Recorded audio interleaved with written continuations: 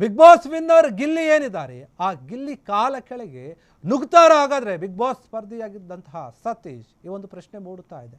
ಈ ಹಿಂದೆ ಕೆಲವೊಂದು ಹೇಳಿಕೆಯನ್ನು ಏನು ಕೊಟ್ಟಿದ್ರು ಅದಕ್ಕೆ ಸಂಬಂಧಪಟ್ಟ ಹಾಗೆ ಈಗೇನು ಗ್ರಾಂಡ್ ಫಿನಾಲೆ ಮುಗಿತು, ವಿನ್ನರ್ ಯಾರು ಅಂತ ಕೂಡ ಗೊತ್ತಾಯ್ತು. ಇಡೀ ಕರ್ನಾಟಕ ಎಕ್ಸ್ಪೆಕ್ಟ್ ಮಾಡಿತು ಗಿಲ್ಲಿ ಗೆಲ್ತಾನೆ ಅಂತ, ಅದೇ ರೀತಿಯಾಗಿ ಗಿಲ್ಲಿ ಗೆದ್ದಿದ್ದಾನೆ.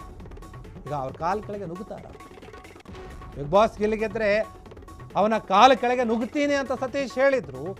40 ಕೋಟಿಗೂ ಹೆಚ್ಚು ಮತವನ್ನ ಪಡೆದು ಬಿಗ್ ಬಾಸ್ ಅನ್ನು ಗೆದ್ದಿದ್ದಾನೆ. ಈಗ ಗಿಲ್ಲಿಯ ನಟ ಸತೀಶ್ ಹೇಳಿದಂತೆ ನಡೆದುಕೊಳ್ತಾರ, ಹಾಗಾದ್ರೆ ಕೊಟ್ಟ ಮಾತಿನಂತೆ ನಡೆದುಕೊಳ್ತಾರ ಅಂತ ನೆಟ್ಟಿಗರು ಪ್ರಶ್ನೆ ಮಾಡ್ತಾ ಇದ್ದಾರೆ. ಗಿಲ್ಲಿ ತುಂಬಾನೇ ಟಾರ್ಚರ್ ಕೊಟ್ಟಿದ್ದಾರೆ ಅಂತ ಹೇಳ್ತಾ ಇದ್ರು ಬಿಗ್ ಬಾಸ್ ಸ್ಪರ್ಧಿಯಾಗಿದ್ದಂತಹ ಸತೀಶ್. ಗಿಲ್ಲಿ ಗೆಲ್ಲೋಕೆ ಚಾನ್ಸೇ ಇಲ್ಲ ಅಂತ ಹೇಳಿ ತಮ್ಮ ಅಭಿಪ್ರಾಯವನ್ನು ವ್ಯಕ್ತಪಡಿಸಿದ್ರು. Talk Satish, Big Boss Satish ಈಗ ಗಿಲ್ಲಿ ಗೆದ್ದಿದ್ದಾರೆ, ನುಡಿದಂತೆ ನಡೆಯುತ್ತಾರಾ ಅಂತ ಜನ ಕೇಳ್ತಾ ಇದ್ದಾರೆ. ಗಿಲ್ಲಿ ಬಿಗ್ ಬಾಸ್ ಅನ್ನ ಗೆದ್ರೆ ಅವನ ಕಾಲ ಕೆಳಗೆ ನಾನು ತೂರ್ತೀನಿ, ಯಾಕಂದ್ರೆ ಗಿಲ್ಲಿ ಗೆಲ್ಲಕ್ಕೆ ಚಾನ್ಸೇ ಇಲ್ಲ. ಆದರೆ ಗಿಲ್ಲಿ ಯಾವ ರೀತಿಯಾಗಿ ಗೆದ್ದ ಅಂತಂದ್ರೆ ಈ ಹಿಂದೆ ಯಾವ ಸೀಸನ್ನಲ್ಲಿಯೂ ಕೂಡ ಇಷ್ಟು ದೊಡ್ಡ ಮಟ್ಟದ ವೋಟಿಂಗ್ ಆಗಿರಲಿಲ್ಲ. ಒಬ್ಬ ಸ್ಪರ್ಧಿಗಾಗಿ ಅಷ್ಟು ವೋಟಿಂಗ್ ಬಂದಿದೆ. 40 ಕೋಟಿ ವೋಟ್ಗಳನ್ನು ಪಡೆದುಕೊಂಡು ಗೆದ್ದಿದ್ದಾರೆ. ಹಾಗಾದ್ರೆ ಈಗ ಸತೀಶ್ ಹೇರಿದ್ದಾರೆ, ಅವರು ಹೇಳಿದಂತೆ ಮಾಡ್ಕೊಳ್ತಾರೆ.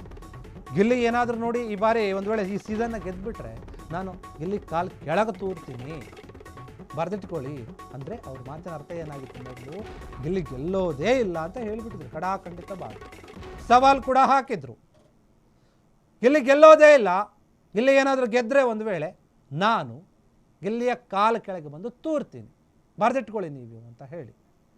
ಬಿಗ್ ಬಾಸ್ ಸತೀಶ್ ಅವರು ಕೂಡ ಸ್ಪರ್ಧಿನೇ ಈ ಬಾರಿ ಒಂದು ಸೀಸನ್ನ ದೊಡ್ಡ ಮಟ್ಟದಲ್ಲಿ ಹೈಪ್ ಕ್ರಿಯೇಟ್ ಮಾಡಿದರು. ಈಗ ಗಿಲ್ಲಿ ಗೆದ್ದಾಯಿತು, ಕಿರೀಟವನ್ನು ಮುಡಿಗೇರಿಸಿಕೊಂಡಿದ್ದಾಯಿತು, ಆ ಟ್ರೋಫಿನ ತೆಗೆದುಕೊಂಡು ಬಂದು ಇಡೀ ಕರ್ನಾಟಕದ ಜನತೆಗೆ ತೋರಿಸಿದ್ದಾಯಿತು. ಕರ್ನಾಟಕದ ಜನ ಕೂಡ ನಾವು ಸಪೋರ್ಟ್ ಮಾಡಿದಂತಹ ವ್ಯಕ್ತಿನೇ ಗೆದ್ದಿದ್ದಾನೆ ಅಂತ ಹೇಳಿ ಅವರು ಇಡೀ ರಾಜ್ಯದಾದ್ಯಂತ ಸಂಭ್ರಮಾಚರಣೆಯನ್ನು ಮಾಡ್ತಾ ಇದ್ದಾರೆ. ಈ ಸಮಯದಲ್ಲಿ ಒಂದು ಮಾತು ನೆನಪಾಗ್ತಾ ಇದೆ ಜನರಿಗೆ. ಈ ಹಿಂದೆ ಗಿಲ್ಲಿಯ ಬಗ್ಗೆ ಯಾರ್ಯಾರು ಏನೇನು ಮಾತನಾಡಿದ್ರು ಅದನ್ನು ನೆಟ್ಟಿಗರೆಲ್ಲರೂ ಕೂಡ ನೆನಪು ಮಾಡಿಕೊಳ್ತಾ ಇದ್ದಾರೆ. ಅವರು ಹೇಳಿದಂತೆ ನಡೆದುಕೊಳ್ತಾರೆ. ಅದರಲ್ಲಿ ಮುಖ್ಯವಾಗಿ ಈಗ ಸತೀಶ್ ಏನಿದ್ದಾರೆ ಅವರು ಹೇಳಿದ್ರಲ್ಲ ಆ ಮಾತಿನಂತೆ ಅವರು ನಡೆದುಕೊಳ್ತಾರ. ಹಾಗಾದರೆ ಗಿಲ್ಲಿ ಕಾಲ್ ಕೆಳಗೆ ಹೋಗಿ ನುಸುಳಿಕೊಂಡು ಬರ್ತಾರ. ಹೇಳಿಕೆಗಳನ್ನು ಕೊಡೋದು ಮುಖ್ಯ ಅಲ್ಲ, ಅದರಂತೆ ನಾವು ನಡೆದುಕೊಳ್ತೀವೋ ಇಲ್ಲೋ ಅನ್ನೋದೇ ಮುಖ್ಯ ಆಗುತ್ತೆ. ಸತೀಶ್ ಅವರು ಏನು ಮಾಡ್ತಾರೆ, ಗಿಲ್ಲಿ ಹತ್ರ ಹೋಗ್ತಾರಾ, ಮಾತನಾಡ್ತಾರಾ, ನಾನು ಈ ಹಿಂದೆ ಈ ರೀತಿಯಾಗಿ ಒಂದು ಹೇಳಿಕೆಯನ್ನು ಕೊಟ್ಟಿದ್ದೆ ಅಪ್ಪ, ಅದೇ ರೀತಿಯಾಗಿ ನಾನು ನಡ್ಕೋಬೇಕು, ಕೊಟ್ಟ ಮಾತಿನಂತೆ ಇರ್ತೀನಿ ನಾನು ಅಂಥೇಳಿ ಕಾಲ್ ಕೆಳಗೆ ಹೋಗ್ತಾರ, ನುಗ್ಗಿ ಬರ್ತಾರ,